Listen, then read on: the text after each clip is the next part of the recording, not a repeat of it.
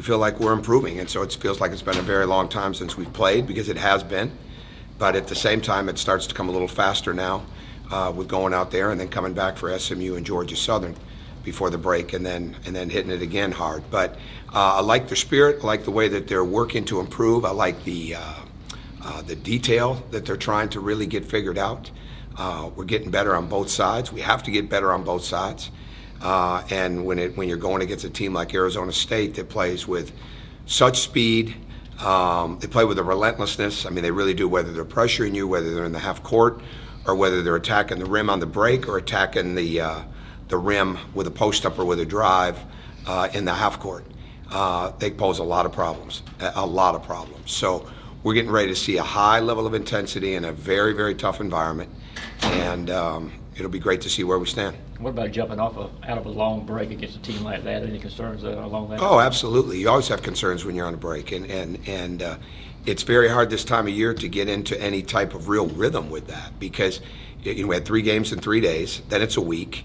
Now it's a much longer period of time after last Wednesday's game, and then it starts to come. But that's part of it. And as a coach, you want that practice time. I know I do. And what I like best about the team is they are really, they want to play the games, obviously, but the practice has been very spirited, very competitive, a lot of camaraderie in them, and they're working extremely hard in them. And like I said, it's a good mix of really attacking the details that you've got to get better at with the stuff that we need to do as a team.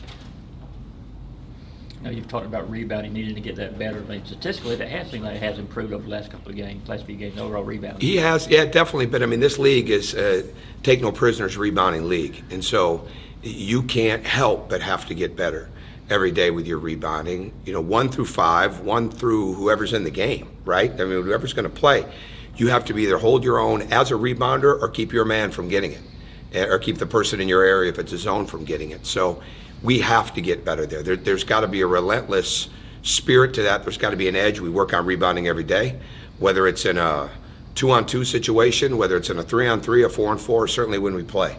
And there's no doubt about it. I mean, we're not going to be able to compete in this league without that continuing to get better, and without everybody understanding that they've got to carry their load in it. Coach, I know from a media standpoint, we like to talk to Ant before every game and after every game. Sure. And he's such a colossal figure.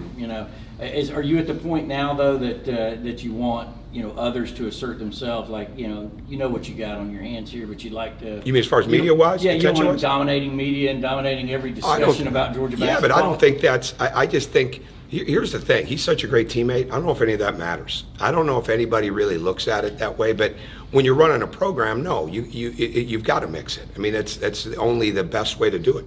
I'd bring the assistants in here more often in place of me, right? And it's not because I don't want to come. It's because you want to spread it around. You want. I know I'm not big on being the only voice, right? Like, I don't think it has to be that way. But you want to be speaking the same language. I think that's most important.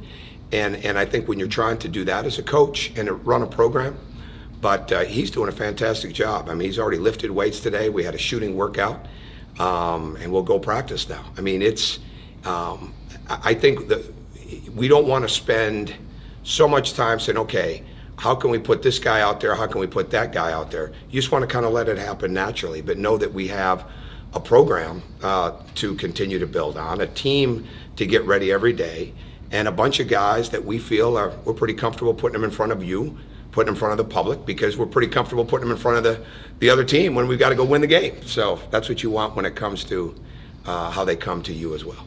Talk about the energy level of this freshman class as a whole. You mentioned how upbeat things are in practice, how things are in games. I mean, that group as a whole, kind of what they're doing along those lines. They respect the upperclassmen, I think, which is good, and they're becoming closer together.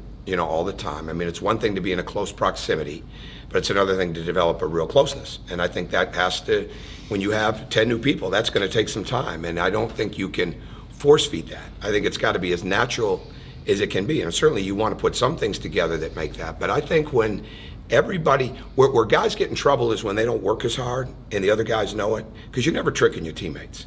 They may not say something, but you're never tricking them. Right? And you'd hope you're not tricking the coaches, right? But you're certainly not tricking the teammates, because you're going to be with them a lot more. And this group works. There's an energy to them There's a good spirit to them. I think it starts with the way that Anthony moves the ball. And again, so much of what he's got to continue to learn is the entire game, right? I mean, with he's got enormous talent, obviously, and he's got the body and the athleticism, but he's got to continue to learn the game. Well, when you're a player like that's got that kind of talent, is continue to learn the game, is continuing to respond daily to not only what he knows, but what he's learning, and apply it in practice.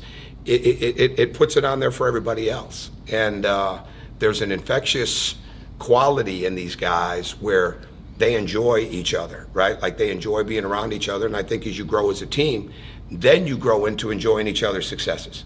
And that's when you know that you're really climbing the ladder in a good way. When you want to be successful, but you also enjoy watching your teammate be successful, and you're happy for him.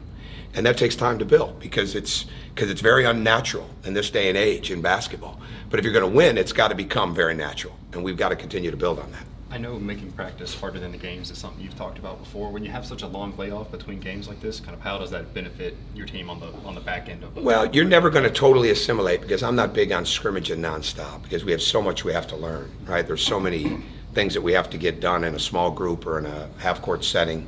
We're spending a lot of time working on our shooting. We're still working on how we catch the ball. We're working on how we catch it, how we attack, how aggressive we are in the catch, not just with the pass, but how we catch it when it gets passed to us. So you can never just take for granted, what they know or don't know. You've got to keep building on it daily.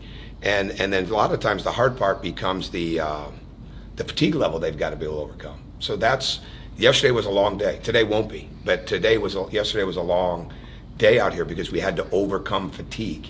And a lot of times that's got as much to do with how you prepare for a game as anything else. Maybe two more questions.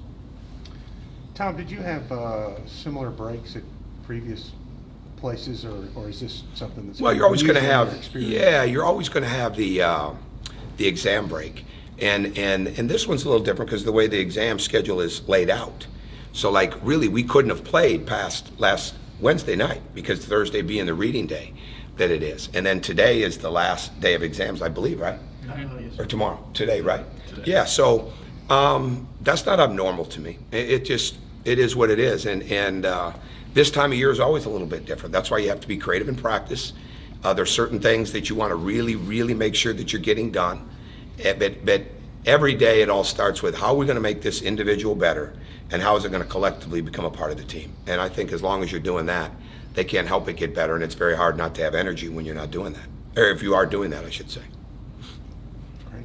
Other questions? And with sort of the exams and still bringing that same energy to practice and all that, what sort of like resources do you give to your players, and do you pride your program on sort of making it easier, especially with a lot of young players when balancing school and athletics? This will sound simple, but it's harder. It's easier said than done, but you got to do it. You got to bring your own energy. And as a coaching staff, we're going to drive the energy and the enthusiasm and the intensity, and then build the expectation. That's the expectation every day, that the player got to that point and that they drove it themselves or that they overtook it from me or from the coaching staff.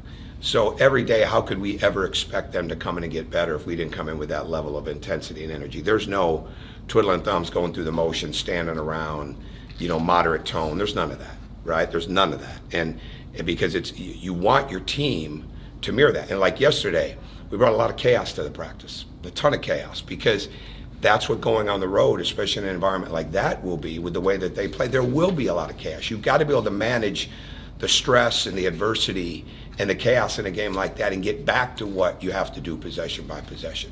So you mix it up, and I think the biggest thing is you have a consistent way that you want to do things, but that doesn't mean you're going to consistently do it that way every day. They've got to be able to adjust on the fly, and I think that's one of the things that we're really trying to make sure is happening here. All right. You're very welcome.